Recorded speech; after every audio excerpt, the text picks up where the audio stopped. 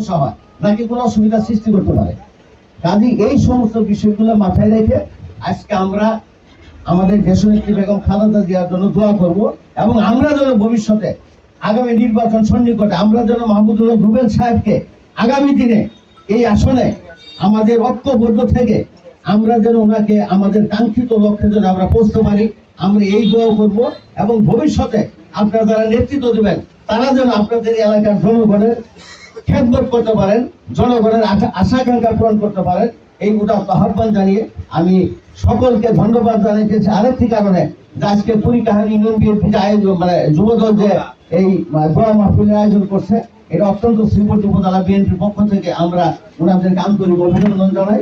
এবং এইভাবে যেন অন্তত পুরুয়া বাজারটা একটা মানে খুব সুন্দর একটা জায়গার ভিতরে মেন একটা প্লেসের মধ্যে আমি আশা করব ভবিষ্যতে যে কোনো ধরনের প্রোগ্রাম হলে যেন এই পুরুয়াতে প্রতিটি প্রোগ্রাম পুরুয়াতে হোক ইঞ্জিলপুরে হোক যে প্রতিটি প্রোগ্রাম যেন বাস্তবায়িত হয় এই উদাত্ত আহ্বান জানিয়ে সকলকে ধন্যবাদ জানিয়ে আমি আমার কথা এখানে শেষ করছি। সকলকে ধন্যবাদ। আসসালামু আলাইকুম।